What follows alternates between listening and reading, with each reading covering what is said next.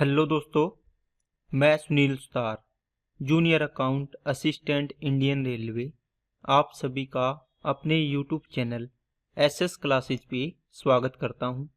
तो दोस्तों, RRB NTPC CVT 1 की क्लासेस कर रहे हैं। इसमें आज अपने 19 मार्च की सेकंड शिफ्ट का एग्ज़ाम करेंगे। इससे पहले भी दोस्तों अपने 15 मार्च तक की कंप्लीट शिफ्ट हमने कर ली है और अब पहली शिफ्ट इसकी प्लेलिस्ट में आपको मिल जाएगी। जब आप एसएस क्लासेज यूट्यूब चैनल पे विजिट करोगे तो आपको यहाँ पे सीवीटी 1 की क्लासेस की प्लेलिस्ट, सीवीटी 2 की प्लेलिस्ट और ये टॉपिक वाइज सीरीज चल रही है, इसकी भी आपको प्लेलिस्ट मिल जाएगी दोस्तों। तो यहाँ से आप पढ़ सकते हैं, टेस्ट लगाने हैं टेस्ट लगा सकते हैं। इसके अलावा दोस्तों टेलीग्राम चैनल को ज़रूर ज्वाइन करें। इसमें मैं क्लास की सॉल्यूशन पीडीएफ डालता हूं ताकि वहां से आप सवालों को देख पाएं। अब अपने क्लास को स्टार्ट करते हैं। अगर आप चैनल पे नए हैं तो चैनल को सब्सक्राइब कर लें और बेल आइकन पे क्लिक कर लें। चलते हैं पहले सवाल पे। निम्नलिखित आंकड़ों के प्रसरण की गणना करें। दोस्तों पिछली क्लास में भी सवाल आया था, आपको बताया था स्टैंडर्ड डेविएशन होता है दोस्तों सिग्मा, और स्टैंडर्ड डेविएशन का स्क्वायर कर देते हैं। किसका स्क्वायर? मतलब सिग्मा का स्क्वायर कर दिया, ये हो जाता है वेरिएंस। यही आपको निकालना है, वेरिएंस निकालना है। इसका फॉर्मूला क्या था दोस्तों? x माइनस एक्स बार का होल स्क्वायर, ये एक्स आई लगा लेना, डिवाइड बाई n। इसका मतलब आप बोलो सर इसका फॉर्मूला तो फिर ये हो गया है ना, स्क्वायर डिवाइड बाई n हो जाएगा। क्या बात समझ में आई क्या? तो x बार का मतलब दोस्तों माध्य निकालना है। 2 और 5 7 13 21 30, 30 बटे कितना आ गया? 5 आ गया, 5 छिके 30। अब दोस्तों इस 6 से देखो माध्य का इन संख्याओं से क्या है? डिफरेंस है। फिर स्क्वायर करना है, इनको समेशन करना है, जोड़ना है सभी को। 6 और 2 का डिफरेंस 4, 4 का स्क्वायर 16। 6 और 5 का डिफरेंस 1, 1 का स्क्वायर 1। 6 और 6 का डिफरेंस 0 है ना। इसमें देखो 4 आया, इसमें 1 आया, इसमें 0 डिफरेंस, इसमें 2 डिफरेंस, इसमें कितना आएगा? 3। इनका स्क्वायर करना है, बस इनको जोड़ दो। तो 0 का स्क्वायर 0, 2 का स्क्वायर 4, 3 का स्क्वायर 9। संख्या कितनी है? 5 है। 13, 14 और 16, 30 हो गया। 30 बटे 5 करोगे तो दोस्तों कितना आंसर आ जाएगा आपका? 6। तो ये आपका आंसर हो गया। नेक्स्ट, ये दोस्तों थोड़ा सा गलत लिखा गया था, मैंने सही सवाल लिख लिया है दोबारा। देखो सबसे पहले अपने यहाँ से सोल्व करेंगे दोस्तों। बार लगा हुआ है तो 8 और 2 10 हो गए। 10 में 5 का भाग करोगे तो कितना आएगा? आप बोलो सर यहाँ से सोल्व किया 2 आ गया। अब 4 में 2 का भाग किया 2 आएगा। 3 में से 2 गया 1 आया। 2 भाग 1 तो 2 बटे 1 का मतलब 2 आएगा। तो 1 डिवाइड 1 माइनस ये 2 आ गया, और ये बार कितना है इस ब्रैकेट के? +1 है। ठीक है दोस्तों। अब ये -1 आएगा, कितना आएगा दोस्तों? -1। तो 1 भाग -1 + 1, तो इसका आंसर कितना आ जाएगा? 0 आंसर आएगा। नेक्स्ट, 20 सेंटीमीटर त्रिज्या वाली एक वृत्ताकार शीट से 6 सेंटीमीटर त्रिज्या वाले 3 वृत्त काटे गए हैं। बिना कटे हुए हिस्से और कटे हुए हिस्से के क्षेत्रफलों का अनुपात ज्ञात करें। दोस्तों एक कोई भी वृत्ताकार शीट दी है आपको, इसमें ये इसकी रेडियस कितनी है? इस बड़े की इसकी रेडियस है 20 सेंटीमीटर। ठीक है, इसकी रेडियस है 20। इसमें ये कहता है कि 3 6 सेंटीमीटर के आपने टुकड़े काट लिए, कहीं से भी काट लो, काट लिए। इनकी त्रिज्या कितनी है? 6 है। ओके। अब ये कहता है कि बिना कटे, तो ये वाला पार्ट कटा नहीं है, जो इसके अलावा बच गया। ठीक है, ये सारा पार्ट। और जो कटा हुआ पार्ट है, कटा हुआ पार्ट कौन सा होगा? आप बोलोगे सर 1 2 3, इन तीनों का एरिया। तो कटा क्षेत्रफल और किसका अनुपात कुछ है? बिना कटे का, बिना कटे क्षेत्रफल का अनुपात, यही पूछा है। तो दोस्तों पहले तो पूरे वृत्त का निकालो, कितना आएगा। आप बोलोगे सर पाई आर स्क्वायर होता है, तो पाई इंटू आर स्क्वायर कितना हो जाएगा। आर की वैल्यू बड़े वृत्त के लिए कितनी 20, तो 400 पाई हो गया। ये तो पूरा टोटल आ गया। इसमें से एक कटा पार्ट है और एक बिना कटा पार्ट है। तो कटा हुआ पार्ट कितना है दोस्तों, इसका देखो रेडियस 6 है, तो एक वृत्त का कितना आएगा 6 इंटू 36 पाई आएगा। यही आएगा ना। कितने हैं 3, तो 3 से गुना कर दो। तो ये कटा पार्ट आ गया 36 दिए 108 पाई। तो बचेगा कितना, इसमें से 400 में से घटा दो। 400 में से 100 घटाया 300 और 292 पाई बचेगा। समझ में आई क्या। बिल्कुल आसान तरीके से बता रहा हूं दोस्तों। टोटल एरिया 400 पाई। पाई की वैल्यू एक बार सोल्व मत करो क्योंकि ये कट ही जानी है। समझ में आई ना बात। इसमें से कटा पार्ट आपने निकाल लिया 1 2 तीनों का एरिया। एक का एरिया 6×36 पाई आना था, 3 का एरिया 36 दिया 108 हो गया। 400 पूरा था 400 पाई, इसमें से 108 पाई कटा हुआ है, तो बिना कटा कितना बच गया 292 पाई। तो 292 पाई और 108 पाई का आपको रेशियो पूछा है। अब देखो पाई से पाई गया, 4 से कट जाएगा, 4 7 28, 4 तिया 12 और 4 से काटा 27, तो 73:27 आंसर आ जाएगा। कौन सा ऑप्शन है दोस्तों, ये आंसर हो गया। ठीक है। नेक्स्ट, यदि तेल के मूल्य में 45% की वृद्धि होती है तो किसी परिवार को इसकी खपत में कितने प्रतिशत की कमी करनी चाहिए ताकि इस पर किया जाने वाला व्यय समान रहे। तो दोस्तों इसके प्राइस में वृद्धि हुई है, कितना 100 से कितना हो गया 145 हो गया। आपको कहता है खर्चा सेम रखना है, इसकी क्वांटिटी बताओ, तो क्वांटिटी का रेशियो उल्टा कर दो 145 क्योंकि टोटल खर्चे समान रहे।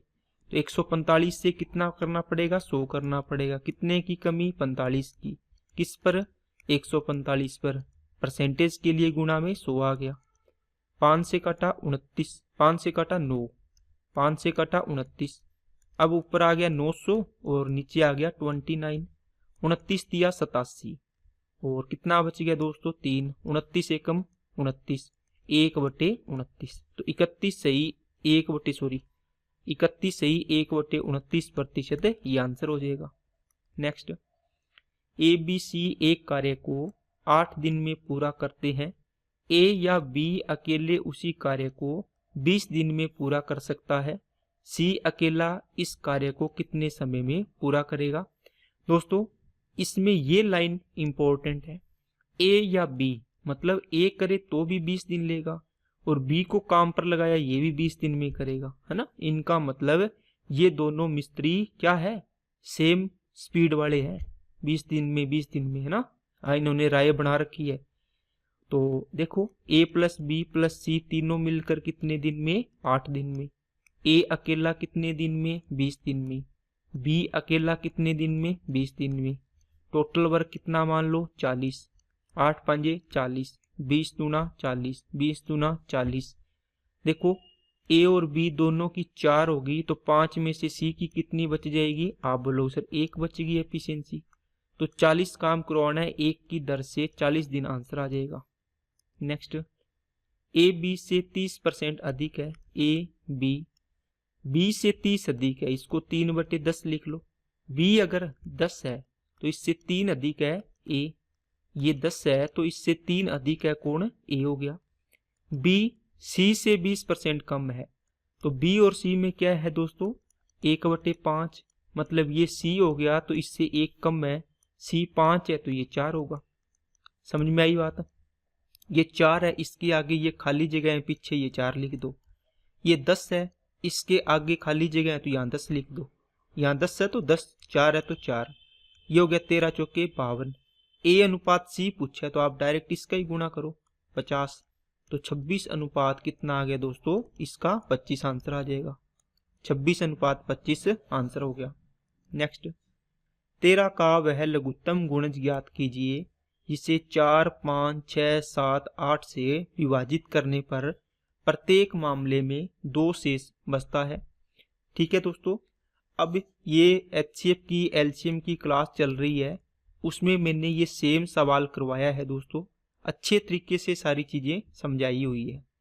देखो 13 का आपको मिनिमम लिस्ट चाहिए ना, तो इनका दोस्तों एलसीएम क्या आएगा एलसीएम 4 5 6 7 8, इनका एलसीएम इंटू के प्लस रिमाइंडर सेम है, 2 बच रहा है 2 ऐड कर दो, और 13 का मल्टीपल बनाना है।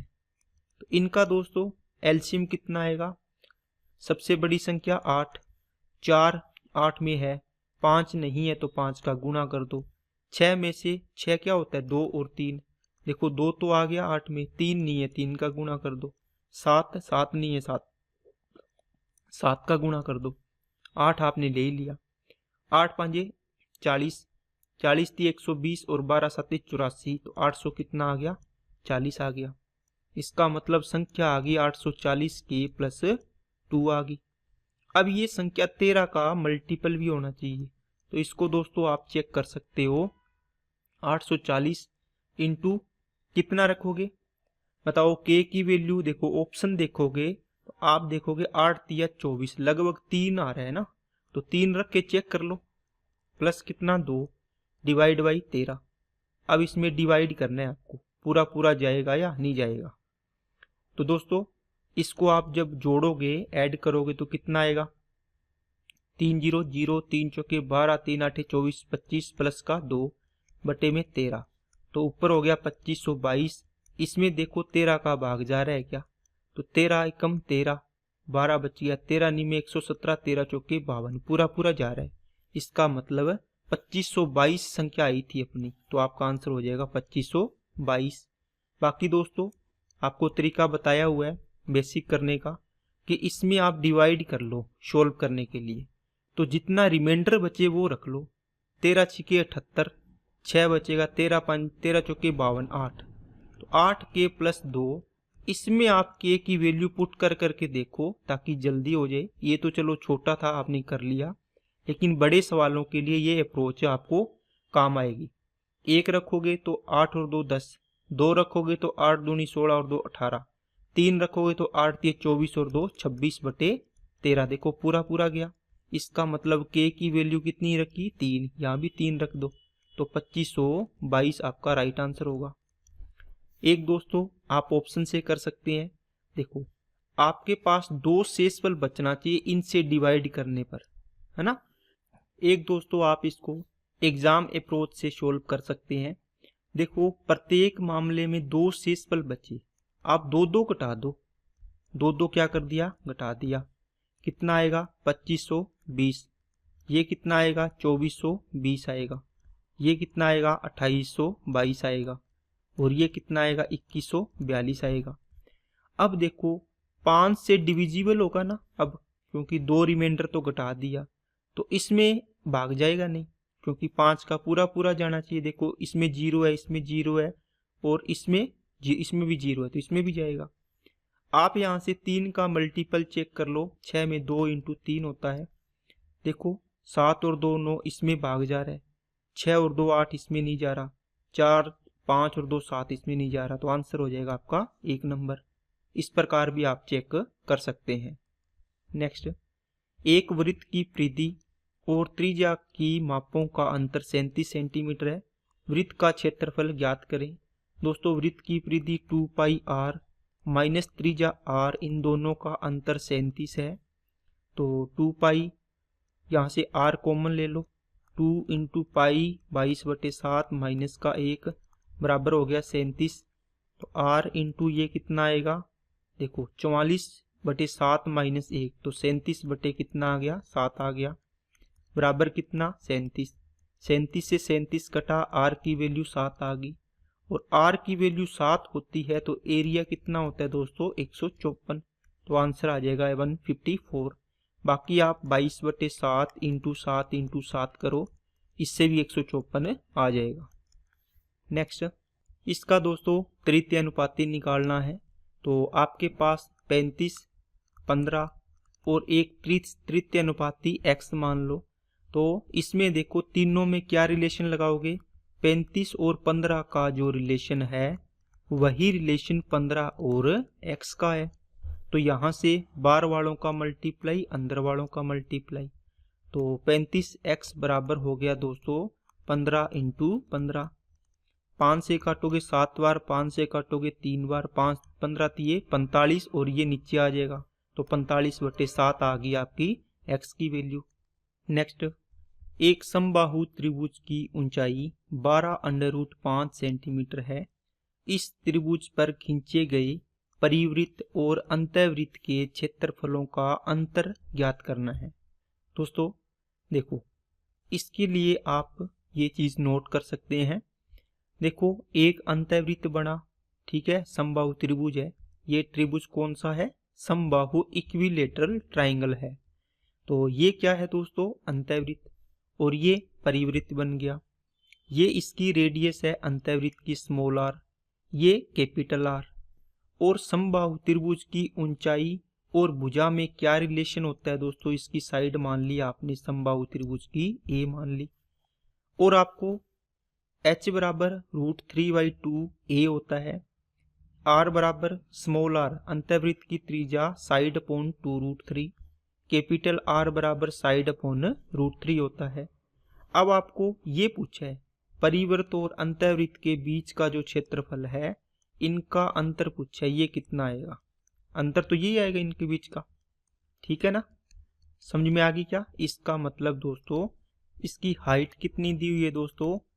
इसकी हाइट का फॉर्मूला कितना होता है आपको बताया अभी, √3/2 इंटू साइड होता है। आपको दी कितनी है हाइट? 12√5 दी है। अब यहाँ से a की वैल्यू निकाल लीजिए, कितनी आएगी? a बराबर लिखोगे 12√5 डिवाइड बाई √3 इंटू कितना आ गया? 2 आ गया। इसको सोल्व किया तो 24√5 बटे कितना आ गया? √3। अब दोस्तों आपको कैपिटल R निकालना है, वो क्या होता है? साइड अपॉन √3 होता है। तो साइड ये रही है ना, 24√5 बटे में √3, ये साइड आ गई।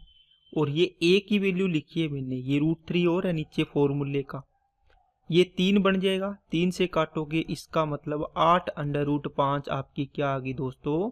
कैपिटल R परिवृत्त की त्रिज्या आ गई। स्मॉल की क्या होती है दोस्तों? इसकी आधी कर दो, 4√5।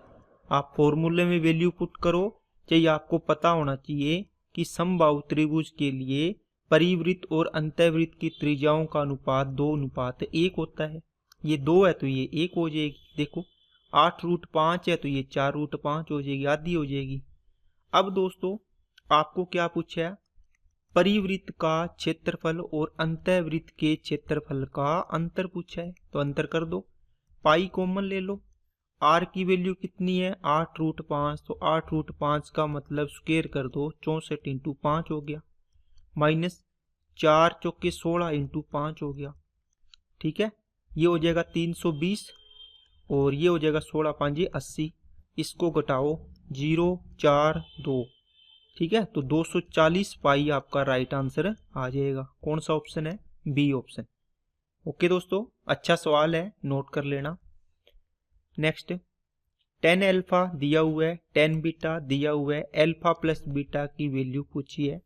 दोस्तों एक फॉर्मूला आपको काफी बार बताया है, याद कर लो इसको, ठीक है, बहुत बार आ रहा है सवाल। tan alpha plus tan beta upon क्या होता है? 1 minus tan alpha into tan beta होता है। समझ में आ गई क्या बात?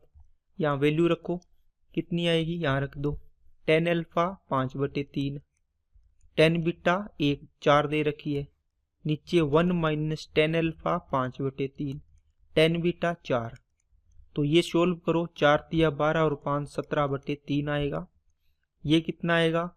1 माइनस 20/3 का मतलब माइनस 17/3 आएगा।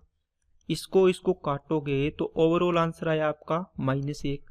इसका मतलब tan अल्फा प्लस बीटा की वैल्यू आ गई दोस्तों -1। अब -1 किस पे मान होता है दोस्तों? देखो tan के अंदर देख रहे हैं तो tan 45 का मान 1 होता है पॉजिटिव, ठीक है। फिर tan 135 डिग्री होएगा, उसका मान कितना होगा? -1 होगा। क्यों? क्योंकि इसको क्या लिखोगे, 10 90 प्लस 45, यही लिखोगे, 10 90 प्लस 45 लिखोगे। तो 90 प्लस 45 का मान होता है दोस्तों कोट 45 डिग्री। अब कोट 45 का मान 1 होता है, लेकिन ये कौन से क्वाड्रेंट में है? आप बोलोगे सर 90 यहाँ पे होता है इस क्वाड्रेंट में, इस क्वाड्रेंट में तो ओनली साइन और कोसेक पॉजिटिव होता है, तो ये नेगेटिव होगा, इसलिए इसकी वैल्यू क्या आ गई, नेगेटिव। तो कितने डिग्री की वैल्यू आई है नेगेटिव? 135 डिग्री की। तो अल्फा प्लस 10 135 लिखोगे ना, 10 से 10 कट गया, तो अल्फा प्लस बीटा कितना आ गया, 135 डिग्री आ गया। समझ में आ गई क्या बात सभी को? नेक्स्ट, इनका दोस्तों HCF निकालना है। तो HCF निकालना हो तो ऊपर वालों का HCF 1 आ गया, नीचे वालों का LCM निकालना होता है 39 आ जाएगा। आंसर कौन सा? 1 नंबर। नेक्स्ट, निर्देशांक अक्षों और रेखा 2x प्लस 3y बराबर 6 द्वारा निर्मित त्रिभुज का क्षेत्रफल ज्ञात करें। दोस्तों इस प्रकार आप ग्राफ बनाते हो, ये इक्वेशन है, इसमें आपको मैंने बताया है 2x upon 6 plus 3y upon 6 बराबर बना लो 1। तो ये 2 से 3 बार कट गया, 3 से 2 बार कट गया, मतलब x upon a plus y upon b बराबर आ गया 1। क्या बात समझ में आई क्या? x अपॉन इसको लिख दो 3, यही आएगा ना, इसको यहाँ लिख देता हूँ। चलो x अपॉन कितना आ गया 3, और ये y अपॉन कितना आ गया 2 बराबर 1 आ गया। ये जो फॉर्म है ये इस फॉर्म का है, तो ये अंतःखंड रूप होता है। इसमें x को ये x को 3 पर काटता है, यहाँ पे 3 और 0 हो जाएगा, और y को 2 पर, इसका मतलब ये हो जाएगा 2 0 और 2 हो गया। तो यहाँ से ट्राइंगल बनेगा आपका ये समकोण त्रिभुज बना। आधार कितना 3, ऊंचाई कितनी 2, तो क्षेत्रफल कितना आएगा 1/2 इंटू आधार इंटू ऊंचाई, 2 से 2 कटा, एरिया कितना आ गया 3 आ गया। चीज समझ में आई क्या दोस्तों? नेक्स्ट, 5 अंकों की वह छोटी से छोटी संख्या ज्ञात कीजिए जो 9 12 15 से कंप्लीटली डिविजिबल हो। तो दोस्तों आप देखो, इनसे डिविजिबल हो तो 9 का मल्टीपल चेक कर लो। 9 और 1 10, 9 का भाग नहीं जा रहा, 8 और 1 9 जा रहा है, 6 और 1 7 नहीं जा रहा, 5 और 1 6 नहीं जा रहा, तो ऑप्शन आपका आंसर हो जाएगा ये वाला। बाकी दोस्तों आपको LCM HCF में पढ़ाया है मैंने, वहां जाके आप अच्छे से इसका कॉन्सेप्ट भी देख सकते हैं। ठीक है, ये एग्जाम अप्रोच है, इसको ऐसे करना है। नेक्स्ट, एक महिला 78 पेंसिल बेचती है और इसमें उसे 13 पेंसिलों के विक्रय मूल्य के बराबर लाभ होता है, उसका लाभ प्रतिशत बताओ। दोस्तों 78 पेंसिल की बात हो रही है, इसका मतलब SP माइनस CP बराबर क्या होता है, प्रॉफिट होता है। अब यहां से नोट करो बात क्या, 78 पेंसिल बेची है तो 78 क्या हो जाएगा, 78 का SP माइनस 78 ही तो खरीद के लाई होगी, तभी तो 78 बेची है, तो प्रॉफिट कितना हो रहा है, 13 पेंसिल के विक्रय मूल्य है। तो एक पेंसिल का विक्रय मूल्य SP माना, तो 13 का 13 SP हो गया। बस इसको सोल्व कर लो, ये SP वाला पार्ट इसमें से घटेगा तो 65 SP आ गया, बराबर में 78 CP आ गया। अब यहां से रेशियो बना लो, 13 5 65, 13 6 78, तो CP और SP का रेशियो दोस्तों क्या बनेगा, इसको अलग से लिख लो, ये CP है और नीचे SP आ जाएगा। ये यहाँ पे 5 है और बट्टे में 6, मतलब 5 की चीज को 6 में बेचा तो 1 का लाभ 5 पर गुना में 100%, 1/5 कितना होता है दोस्तों, 20%।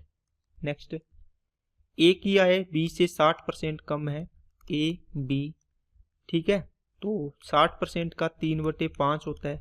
B की आय 5, तो इससे 3 कम है, 5 3 कम है ना, तो ये 2 हो जाएगी इसकी इनकम।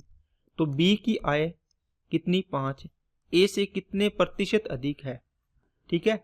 तो दोस्तों B कितना अधिक है, 3 अधिक है, किससे, A से, 3/2 इंटू 100% कितना आ जाएगा, 150% अधिक है।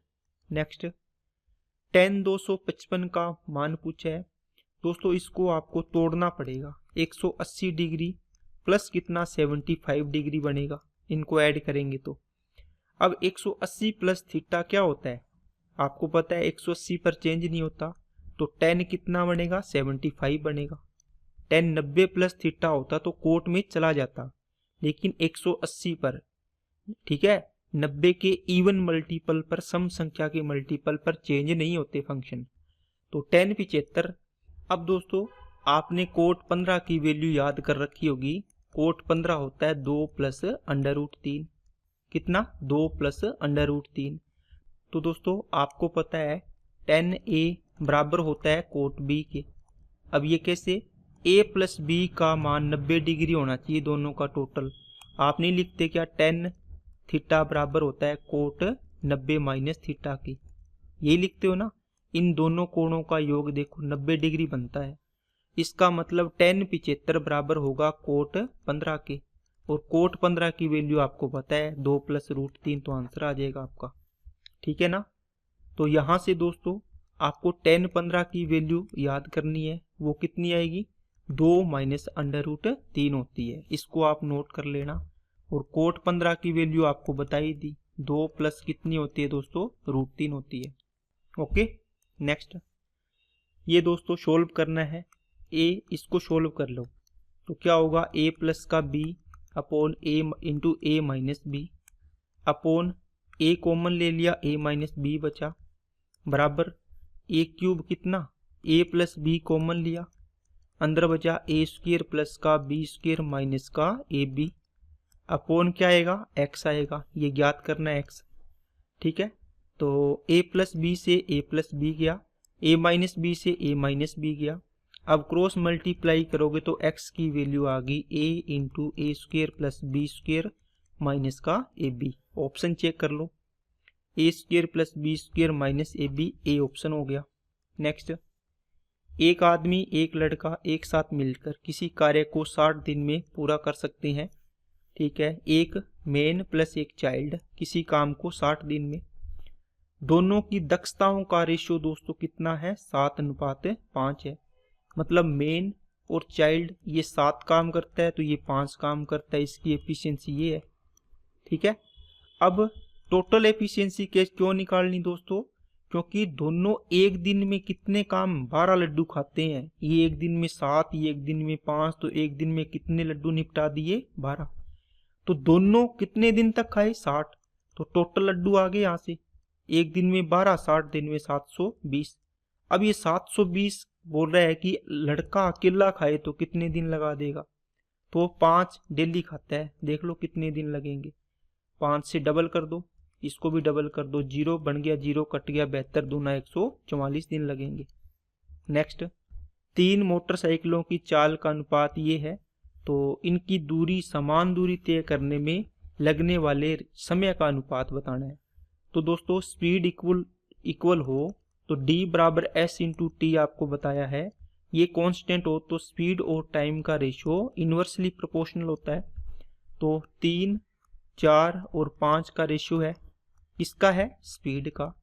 तो टाइम का उल्टा करोगे तो दोस्तों इनका एलसीएम ले लो, कितना आएगा? 3, 4 और 5 का एलसीएम 60। 3 को 60 में भाग करो, 20 आ गया। ठीक है, फिर 4 का भाग करो 60 में, 15 आ गया। फिर 5 का भाग करो 60 में, 12 आ गया। तो ये आपका टाइम का अनुपात आ जाएगा 20, 15, 12, आंसर हो गया।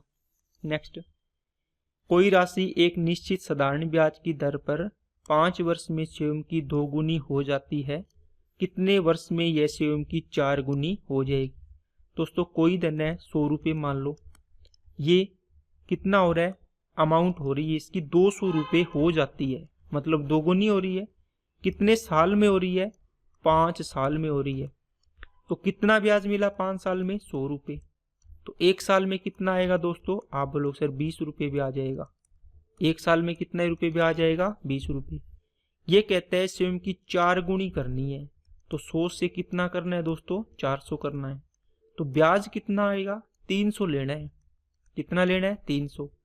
तो 1 साल में लगते हैं दोस्तों 20 रुपये ब्याज, 300 रुपये ब्याज लेना है मेरे को। तो कितने से गुणा किया? 15 से। इसको भी 15 से कर दो, देखो 15 साल हो गया। ठीक है, तो आपको पूछा कितना टाइम लगेगा? 15 साल लगेगा। नेक्स्ट, 2 संख्याओं का एलसीएम और एचसीएफ 2400 और 20 है, जब हम पहली संख्या को 8 से विभाजित करते हैं तो भागफल 60 प्राप्त होता है। दूसरी संख्या ज्ञात करें। दोस्तों दोनों संख्याओं के एलसीएम और एचसीएफ का मल्टीप्लाई बराबर होता है दोनों संख्याओं के गुणा के। देखो एक संख्या है कि एक संख्या n है, इसमें आपने 8 से भाग किया तो भागफल कितना आया 60। तो संख्या कितनी बन जाएगी यहाँ से 8 के 48 480 होगी। ठीक है। इनटू में सेकंड नंबर ये ज्ञात करना है। तो 0 से 0 इसको काटा 24, 24 को 2400 से काटा 100 बार, तो दूसरी संख्या कितनी आ गई दोस्तों 100 आ गई है। नेक्स्ट a की पावर 4 प्लस b की पावर 4 बराबर 17, a प्लस b बराबर 1 है तो इसकी वैल्यू निकालनी है। दोस्तों इसको वैल्यू पुट कर लो, जल्दी हो जाएगा।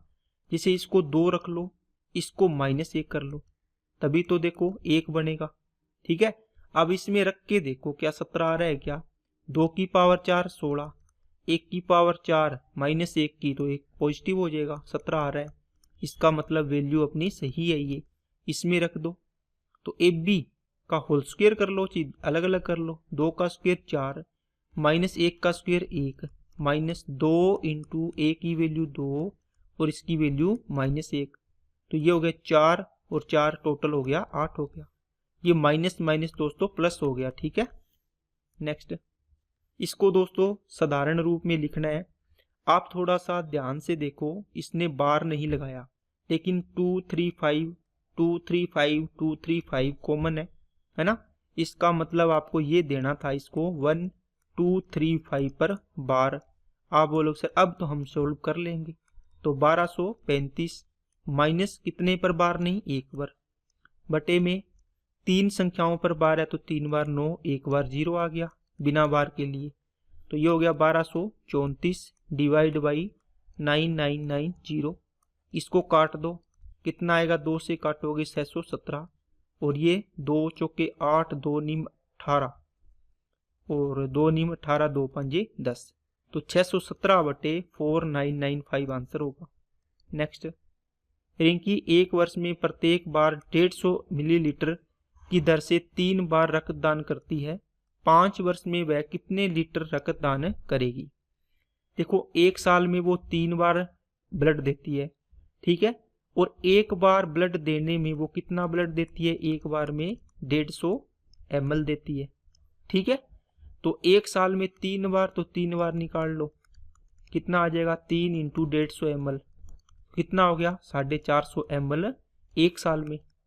आपको कितना बोला है 5 साल, तो 5 साल से निकालना है तो 5 का गुणा कर दो। एक साल में 450 तो 5 साल में इतना, तो ये दोस्तों कितना आ गया 225 और 0, ये ml आया है। आपको लीटर में पूछा है, 1000 का डिवाइड कर दो, ये लीटर में चेंज हो गया। ठीक है। ये 0 कट गया, 2 अंक छोड़ के डेसिमल लगा दो, 2.25 लीटर आंसर होगा। नेक्स्ट ये दोस्तों यूनिट डिजिट निकालना है, तो इसमें बाकी संख्याओं को छोड़ दो, 7 की पावर 153 और देखो बाकी संख्याओं को छोड़ दो 1 की पावर 89। इसको तो आप डायरेक्ट 1 लिख दो। 1 की पावर कितनी भी हो दोस्तों 1 की होता है इसका मान, इसको सॉल्व करने की जरूरत नहीं है। अब 7 की पावर हो चाहे 6 की पावर हो, इसके रूल आपको बताए हुए हैं। बाकी दोस्तों पावर में आप 4 का भाग कर दो, कितना आएगा 4 3 12 और 3 4 8 32, बचेगा कितना रिमाइंडर, 1 रिमाइंडर बचा। ओके। तो अब 7 की पावर इसकी जगह आप 7 की पावर 1 रिमाइंडर लिख दो यहाँ, तो कितना आ गया 7 की पावर 1 7, 7 एकम 7, तो आंसर आ गया इकाई अंक 7। नेक्स्ट इनका माध्य निकालना है दोस्तों, 4 5 2 7 12 12 और 8 20, 2 2 और 5 7, 2 9 9 और 9 18, 25 25 और 1 26, 2 3 4 कितना आ गया 4 46 आ गया। संख्याएं हैं 1 2 3 4 5, ये 5 हो गया। डबल कर दो दोस्तों, ऊपर हो गया 92 नीचे हो गया 10, तो 9.2 आपका राइट आंसर हो जाएगा। नेक्स्ट इनको सोल्व करना है, 7x5 2y3 8z7, इनका टोटल कितना आ रहा है 1805 आ रहा है। दोस्तों ऐड करो, 10 15 5 आ गया, रिमाइंडर इसमें कितना बचा हंसल, 1 बची। तो आपको x की हाईएस्ट वैल्यू पूछी है, काफ़ी बार सवाल आ गया दोस्तों, x plus y plus z बराबर कितना, 0 आना चाहिए। और एक और ऐड करना है, जो आंसर है वो भी तो ऐड करनी है इस लाइन में, देखो। ओके, अब इसका मतलब इसको मैक्सिमम करना है, तो इनको 0 0 कर दो, कोई दिक्कत नहीं है। ठीक है, एक में x की वैल्यू कितनी रखें कि इकाई अंक 0 आए, देखो 0 आ रहा है। आप बोलोगे सर 9 रख दो, ठीक है, ये भी तो देखना पड़ेगा कैसे। यहाँ देखो 10 17, और इसमें भी एक हंसल ऐड करनी है, इसका मतलब यहाँ भी हंसल वाला काम आना चाहिए। इसका मतलब 9 वैल्यू रखेंगे तो यहाँ पे 0 आएगा इकाई अंक, और एक हंसल बनेगी और वो आगे चली जाएगी, तो 18 बन रहा है पूरा पूरा। इसका मतलब x की वैल्यू कितनी पॉसिबल है, 9। नेक्स्ट, ये दोस्तों x प्लस वाई का होल स्क्वायर चाहिए। तो सबसे पहले x प्लस वाई निकालना है आपको बताया हुआ है p plus Q upon p minus Q, और ये दूसरी वैल्यू है p minus Q upon p plus Q, उल्टा दिया हुआ है। तो दोस्तों इनको सोल्व करते हैं, 2 इंटू रूट 2 का स्क्वायर 2 प्लस रूट 3 का स्क्वायर 3 अपॉन 2 माइनस 3 आएगा, यही करते हैं ना। तो यहाँ से सोल्व करोगे तो 5 और 5 दूनी 10, नीचे -1 आया तो ओनली -10 आंसर आएगा इसका, यहाँ तक का। ठीक है, अब आपको x प्लस वाई का होल स्क्वायर चाहिए, तो -10 का होल स्क्वायर कर दो, तो आंसर आ जाएगा आपका 100। नेक्स्ट, ये दोस्तों सीरीज है। अब इसमें आपको ये नहीं पूछा कि अगला वाला पद क्या आएगा, आपको पूछा है कि कौन सा इसमें से बिलोंग नहीं करता सीरीज को। देखो 4 6 10 16 24 32 46 और 60, ठीक है, ये दिया है। आपको चेक करना है कि सीरीज सही है या नहीं है। आप इनका डिफरेंस किया 2, इनका डिफरेंस किया 4, इनका डिफरेंस 6, इनका डिफरेंस 8, इनका डिफरेंस 8। आपके दिमाग में यहाँ से चल रहा था 2 आ रहा है, 4 आ रहा है, 6 8 फिर 10 आना था यहाँ पे, है ना, क्योंकि यहाँ कितना आएगा, यहाँ देखो कितना आ रहा है, 14 आ रहा है। इसका मतलब आप बोलो सर यहाँ 10 होता तो यहाँ 12, यहाँ 14, सीरीज बन रही है। इसका मतलब यहाँ 10 ऐड होके 42 आना था, 42 नहीं सॉरी, कितना 34 आना था। समझ में आई क्या बात, कितना आना था दोस्तों, 34 आना था, 32 ये गलत आया है। तो आपको पूछा है कौन सा ऑप्शन बिलोंग नहीं करता, तो 32 नहीं आएगा यहाँ पे। नेक्स्ट, ये दोस्तों सीरीज है। यहाँ से आपको एक नियम पता होना चाहिए, a plus b plus c बराबर अगर 0 है तो a cube plus b cube plus c cube बराबर क्या होता है, 3ab के होता है। अब इनको ऐड करोगे a b c, देखो तीनों का क्यूब, इनको ऐड करोगे p minus q plus q minus r plus r minus p, तो इनको देखो कट जाएगी आपस में, q q r r, answer कितना आ गया 0। इसका मतलब हुआ ये बराबर किसके हो गया, 3 into p minus q minus r और आर माइनस पी के, और नीचे भी क्या है 9 into p minus q minus r और आर माइनस पी। ये पूरा पार्ट कट गया 1 और ये 3, तो 1/3 आपका राइट आंसर आ जाएगा। ठीक है दोस्तों, तो ये आज की क्लास थी, सारे सवाल हो गए हैं। अगर वीडियो अच्छी लगे तो लाइक करना, चैनल को सब्सक्राइब नहीं किया तो चैनल को सब्सक्राइब करें और बेल आइकन पे क्लिक कर लें। अपने दोस्तों के पास ज़्यादा से ज़्यादा शेयर करें ताकि इससे वीडियो का लाभ मिल पाए। तो आज के लिए इतना ही, ओके, थैंक यू।